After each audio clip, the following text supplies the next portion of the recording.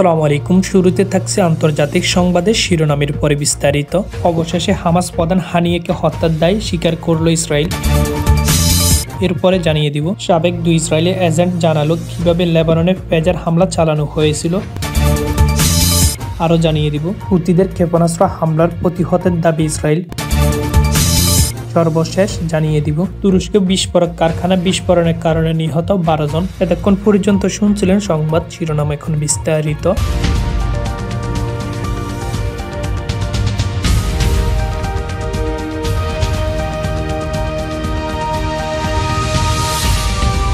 ইরানের রাষ্ট্রীয় আমন্ত্রণে গত জুলাই তেহরানে সফর করতে যেয়ে নিহত হন হামাসের রাজনৈতিক শাখার তৎকালীন প্রধান ইসমাইল হানিয়া। প্রায় 5 মাস পরে এই গুপ্ত হত্যার দায় স্বীকার করে নিয়েছে ইসরায়েল। গতকাল সোমবার ইসরায়েলের প্রতিরক্ষা মন্ত্রী ইসরায়েলে কাটস এই কথা স্বীকার করেন।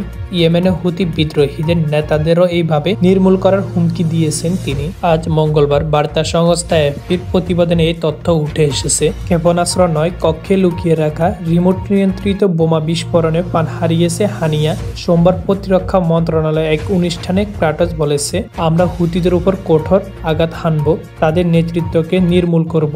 তেহরান, গাজা ও লেবাননে হানিয়া, ইয়াহিয়া সিনওয়ার ও হামাস নাসরুল্লাহকে যেভাবে হত্যা করেছি হোদেদা ও সানায় সেভাবে করব।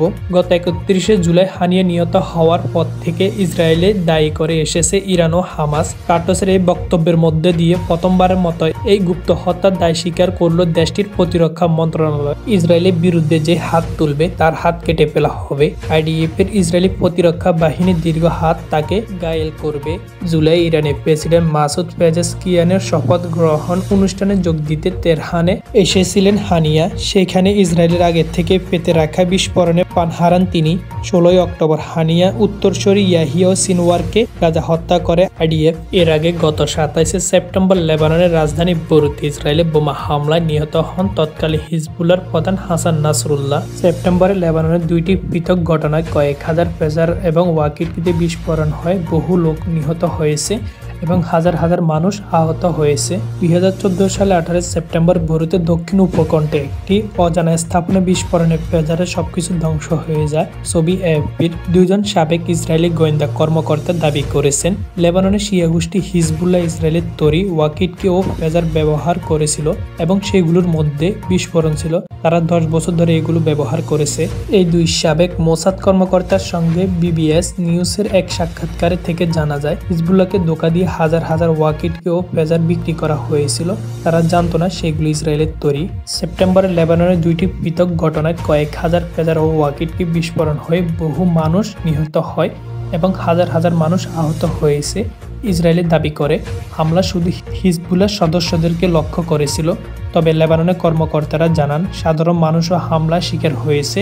জাতিসংঘের মানবাধিকার প্রধান এই হামলাকে যুদ্ধাপরাধ হিসেবে আখ্যায়িত করেছেন। হামলার সময় ইসরায়েল এবং হিজবুল্লাহর মধ্যে সংঘর্ষ চলছিল। 2023 সালের 7 অক্টোবরে হামাসের আক্রমণে একদিন পর থেকে সংঘর্ষ আরও তীব্র হয়ে ওঠে। 2023 সালের 17 সেপ্টেম্বর লেবাননের বিভিন্ন এলাকায় একসাথে হাজার হাজার ফেজার বিস্ফোরিত হয়। ব্যবহারকারীরাও আশেপাশে মানুষ আহত এবং নিহত হয়। পরের দিন একইভাবে ওয়াকিটকিতে বিস্ফোরিত হয়ে আরো শত শত লোক নিহত এবং আহত হয়েছে। ইসরায়েলের প্রধানমন্ত্রী বেনিয়ামিন নেতানিয়াহু 2 মাস পরে স্বীকার করেন হামলার জন্য ইসরায়েল দায়ী ছিল। ইসরায়েলি গণমাধ্যম সেই সময়ে নিয়ে প্রতিবাদ প্রকাশ করে। সিবিএস এর সাক্ষাৎকারে 2 সাবেক কর্মকর্তা একজন মাইকেল জানায়, মোসাদ ওয়াকিটকিতে ব্যাটারির ভিতরে একটি বিস্ফোরণ যন্ত্র লুকিয়ে রেখেছিল। তিনি বলেন, 10 বছর আগে হিজবুল্লাহ না জেনে একটি ভুয়া কোম্পানি থেকে ভালো দামে 16,000-এর বেশি ওয়াকিটকি কিনেছিল। মাইকেল বলেন, আমাদের কাছে বিদেশি কোম্পানির তৈরি করা অসাধারণ সব উপায় রয়েছে যেগুলো কোনোভাবে ইসরায়েলের সঙ্গে সম্পর্ক থাকতে পারে না। একটি কোম্পানি আরেকটি কোম্পানির মধ্যে সরবরাহ চেইনকে আমাদের পক্ষে আনার জন্য কাজ করি। ইয়েমেনে ইরান ও সমর্থিত হুতি বিদ্রোহীরা ইসরায়েলে ক্ষেপণাস্ত্র দিয়ে হামলা করেছে। মঙ্গলবার 24শে ডিসেম্বর সকালে এতে দেশটির কেন্দ্রীয় দক্ষিণ অঞ্চলে সতর্কতা সাইরেন বেজে ওঠে। গত এক সপ্তাহের মধ্যে এটি 3য় হামলা। ইসরায়েলের প্রতিরক্ষা বাহিনী আইডিএফ জানায়, ক্ষেপণাস্ত্রটি ইসরায়েলে আকাশ সীমে প্রবেশের আগে সফলভাবে প্রতিহত করা হয়েছে। ইসরায়েলি সংবাদ মাধ্যম টাইমস অফ ইসরায়েল এই খবর জানিয়েছে। আইডিএফ বলেছে, দূরপাল্লার আরও আকাশ প্রতিরক্ষা ব্যবস্থার মাধ্যমে এটি ধ্বংস করা হয়।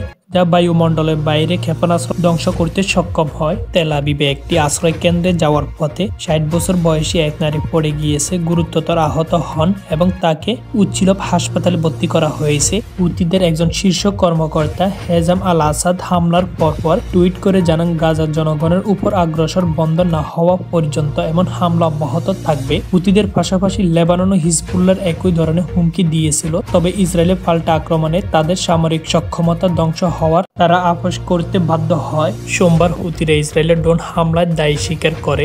আইডিএফ জানায়, ইসরায়েলি আকাশ সীমার বাইরে একটি ড্রোন গুলি করে ভূপাতিত করা হয়েছে। ইসরায়েলি প্রধানমন্ত্রী বেনিয়ামিন নেতানিয়াহু হুতিদের বিরুদ্ধে কঠোর ব্যবস্থা নেওয়ার হুঁশিয়ারি দিয়েছেন। তিনি বলেন, ইরানে অন্যান্য সন্ত্রাসী বাহিনীর মতো হুতিদের বিরুদ্ধে একই শক্তি প্রয়োগ করা হবে। বিরোধী দলীয় নেতা বেনি সোমবার বলেছেন, ইসরায়েলকে এই আক্রমণের জন্য সরাসরি ইরানকে লক্ষ্যবাস্তব করতে হবে। নিরাপত্তা মন্ত্রিসভায় ইরানকে মোকাবেলার বিষয়ে আলোচনা করা অব্যাহত রয়েছে। গত বছর ইসরায়েলের দিকে হুতিরা 200টির বেশি ক্ষেপণাস্ত্র ও 170টি ড্রোন ছুড়েছে। এবার বেশিরভাগ ইসরায়েলি প্রতিরক্ষা ব্যবস্থা ধ্বংস করেছে। তবে সাম্প্রতিক হামলার জবাবে ইসরায়েলের 3বার ইয়েমেনে হুতি লক্ষ্যবাস্তবে বিমান হামলা চালিয়েছে। হুতিদের এসব হামলা লোহিত সাগরের দিকে বাণিজ্যিক জাহাজ চলাচলে ব্যাপক প্রভাব ফেলেছে। ইসরায়েল ও যুক্তরাষ্ট্রের পাল্টা আক্রমণে বিদ্রোহীরা দমে যায়নি। তুরস্কের উত্তর ও পশ্চিম অঞ্চলে একটি বিস্ফোরণে কারখানা ভয়াবহ বিস্ফোরণে 12 জন নিহত হয়েছেন এবং আহত হয়েছেন আরও 4 জন। দেশটির স্বরাষ্ট্রমন্ত্রী মঙ্গলবার 24শে ডিসেম্বর এই তথ্য জানিয়েছেন। সিএনএন তুর্ক সাম্প্রতিক ছবিতে বিস্ফোরণের সময় কারখানা ভবন থেকে আগুনের গোলা এবং ধোঁয়া উঠতে দেখা গিয়েছে। পরবর্তী ভিডিও ফুটেজে কারখানায় বিধ্বস্ত কাঠামো প্রদর্শিত হয়েছে।